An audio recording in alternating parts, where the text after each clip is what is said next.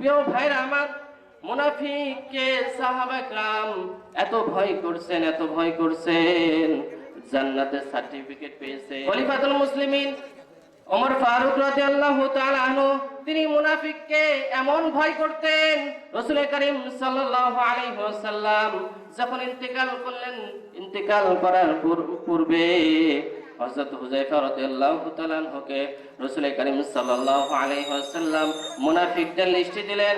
মুনাফিকদের লিস্ট দেওয়ার পরে হুযায়ফাকে বললেন, হুযায়ফা রে, তুমি এই মুনাফিকের নাম আছে কিনা আমাকে বলো। হযরত হুযায়ফা রাদিয়াল্লাহু তাআলা আনহু বললেন যে আমিরুল মুমিনিন, খলিফাতুল মুসলিমিন, আল্লাহ রাসূল সাল্লাল্লাহু আলাইহি ওয়াসাল্লাম মুনাফিকদের যে লিস্টটি আমাকে দিয়েছেন, যে চার্ট আমাকে দিয়েছেন, আল্লাহ রাসূল সাল্লাল্লাহু আলাইহি ওয়াসাল্লাম আমাকে তো বলতে নিষেধ করেছেন, এই জন্য আমি আপনাকে বলতে পারবো না। হুযায়ফা রাদিয়াল্লাহু তাআলা আনহু যখন এই কথা বললেন, বলার পর আমিরুল মুমিনিন খলিফাতুল মুসলিমিন ওমর ফারুক রাদিয়াল্লাহু তাআলা আনহু তিনি চলে গেলেন। চলে যাওয়ার পর তিনার রাতের ঘুম আর নাই, তিনার আরাম হারাম হয়ে গেছে, তিনি শান্তিতে ঘুমাইতে পারে না। না জানি তার নামটা মুনাফিকের লিস্টের মধ্যে আছে কিনা। আমিরুল মুমিনিন খলিফাতুল মুসলিমিন ওমর ফারুক রাদিয়াল্লাহু তাআলা আনহু রাত্রি এমন অবস্থা ছিল যে ঝিমঝিম ঝিমঝিম করে হালকা বৃষ্টি হয়। এই রাত্রিতে ওমর ফারুক হুযায়ফার দরবারে এসে ডাক দিয়ে বলে, হুযায়ফা রে,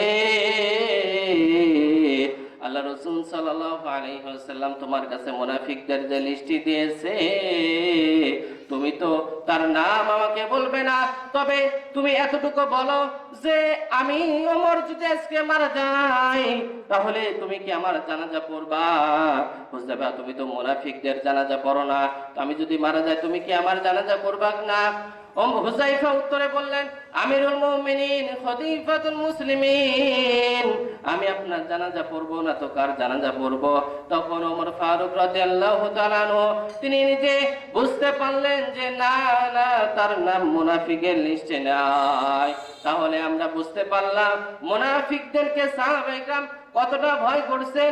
কিন্তু আমাদের সমাজে নামধারী মুসলমান রয়েছে, নামধারী আলেম রয়েছে, যারা বলে আমরা ঈমান আনলাম আল্লাহ তাআলার প্রতি, কিন্তু দেখা যায় তারা ঈমান আনার পরে ভিতরে রাখে আরেক রকম, কিন্তু প্রকাশ করে একরকম, ভিতরে আরেক রকম।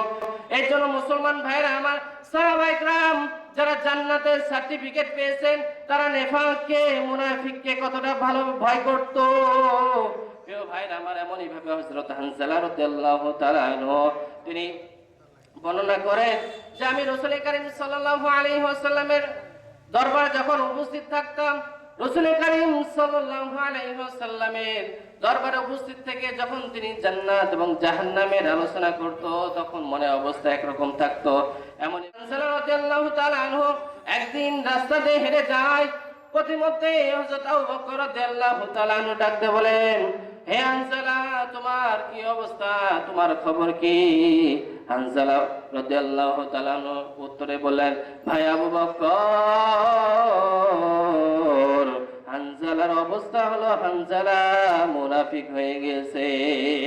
এই কথা শুনে আবু বকর রাদিয়াল্লাহু তাআলা আনহু খুব চিন্তিত হলেও তিনি আশ্চর্যজনিত হয়ে গেল যে এই কেমন কথা বললো হানজালা, হানজালা মুনাফিক হয়ে গেছে। বলো তো তুমি কি কারণে এই কথা বললা? হযরত হানজালা রাদিয়াল্লাহু তাআলা আনহু ভাই আবু বকরকে ডাকতে বলে, আবু বকর রে,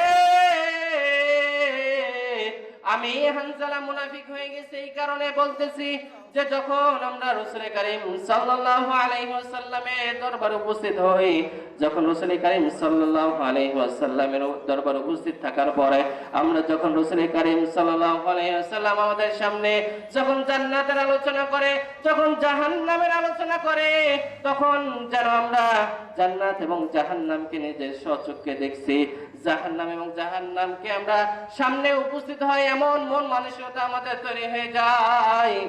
যখন আমরা রাসূল করিম সাল্লাল্লাহু আলাইহি ওয়াসাল্লামের দরবার থেকে চলে যাই, দুনিয়া বিমুখ হয়ে যায়, সন্তান সন্ততি থেকে চলে যায়, তখন আমার অবস্থা এমন হয় জান্নাত এবং জাহান্নামের কথা ভুলে যায়, দুনিয়া বিমুখ হয়ে যায়। আমি আপনি এরকম স্বভাব যখন হয়ে যায় তখন হানজালা বললেন যে আমার মনের অবস্থা দুই রকম তৈরি হয়ে যায়, এই কারণে আমি বলছি আমি হানজালা মুনাফিক হয়ে গেছি। আবু বকর রাদিয়াল্লাহু তাআলা আনহু তিনি হানজালা রাদিয়াল্লাহু তাআলা আনহুকে বললেন যে ভাই হানজালা চলো চলো আল্লাহ রাসূল সাল্লাল্লাহু আলাইহি ওয়াসাল্লামের দরবারে যায়, আল্লাহ রাসূল সাল্লাল্লাহু আলাইহি ওয়াসাল্লামকে বিষয়ে অবগত করি। আল্লাহ রাসূল কি জবাব দেয় চলো আমরা শুনে আসি। তখন আবু বকর এবং হানজালা উভয় রাসূল করিম সাল্লাল্লাহু আলাইহি ওয়াসাল্লামের দরবারে এসে আরজ করলেন, ইয়া রাসূলুল্লাহ ইয়া হাবিবাল্লাহ। আবু বকর বলেন, হে আল্লাহর রাসূল হানজালা মুনাফিক হয়ে গেছে। তখন রাসূল করিম সাল্লাল্লাহু আলাইহি ওয়াসাল্লাম ডাকতে বলেন, হে হানজালা তোমার কি হয়েছে তুমি বলো। তখন রাসূলের দরবারে এসে বললেন, আল্লাহর রাসূল আমার মনে দুই অবস্থা তৈরি হয়ে যায়, যখন আপনার দরবারে উপস্থিত হই আর ভয় আমার মধ্যে ঢুকে যায়, জান্নাত জাহান্নাম যেন আমি স্বচক্ষে দেখি, তখন আমার মন মানসিকতা অন্যরকম হয়ে যায়। যখন আপনার মজলিস থেকে আমি চলে যাই তখন সন্তান সন্ততি পরিবারকে সময় দিতে লাগি, তখন আমার মনের অবস্থা আরেক রকম হয়ে যায়।